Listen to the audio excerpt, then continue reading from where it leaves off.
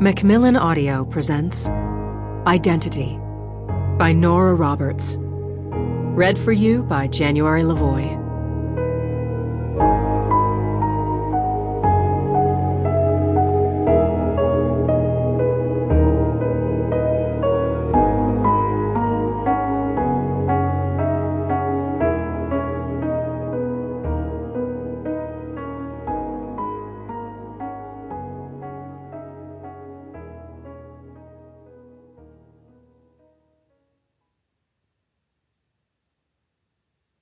To family, the one you're born with and the one you make. Part 1. Plans. It's a bad plan that can't be changed. Publilius Syrus. To be happy at home is the ultimate result of all ambition. Samuel Johnson. Chapter 1. Her dreams and goals were simple and few. As a former Army brat, Morgan Albright spent her childhood moving across countries and continents. Her roots, directed by her father's work, grew short and shallow to allow for quick transplanting. From base to base, from house to house, state to state, country to country, for her first 14 years, before her parents divorced. She'd never had a choice. For the 3 years following the divorce, her mother had pulled her from place to place. A small town here, a big city there, looking for... Morgan had never been sure. At 17, closing in on 18, she'd dug those roots up herself to plant at college. And there she'd explored those goals and dreams and choices. She studied hard, focused in on a double major, business and hospitality. Choices that led directly to her dream. Planting herself. Her own home, her own business, her own.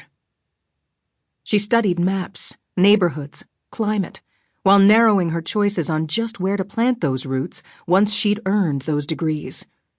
She wanted a neighborhood, maybe old and established, close to shops, restaurants, bars, people. And one day she'd not only own her own home, but her own bar. Simple goals. With those degrees hot in her hand, she settled on a neighborhood outside of Baltimore, Maryland.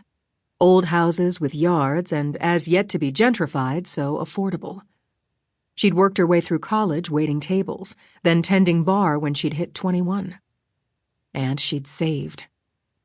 Her father, the colonel, didn't make her graduation. And though she'd graduated with honors, he sent no acknowledgement of her accomplishments. It hadn't surprised her, as she knew she'd simply ceased to exist for him, even before his signature on the divorce papers dried. Her mother and her maternal grandparents attended. She hadn't known it would be the last time she'd see her grandfather. A robust 70, an active man, a healthy man, he died the winter after her graduation. He'd slipped off a ladder. One slip. Here, then gone. Even in her grief, it was a lesson Morgan took to heart. He left her $20,000 and memories as precious of hiking the Green Mountains of Vermont on summer visits. With the money, Morgan moved out of her tiny apartment and into a small house. Her house. One that needed work, but had a yard that needed work. The 3 small bedrooms, 2 tiny baths meant she could take in a housemate to offset the mortgage, help pay for that work. And she worked 2 jobs. She tended bar 5 or 6 nights a week at a neighborhood bar, a happy place called The Next Round. Considering home ownership, she took a second job as office manager at a family-owned construction firm. She met her housemate at the local garden center as she puzzled over foundation plants. Nina Ramos worked in the greenhouses and knew her stuff. Handy with a yard that needed help, Nina turned puzzlement into joy. Sample complete. Ready to continue?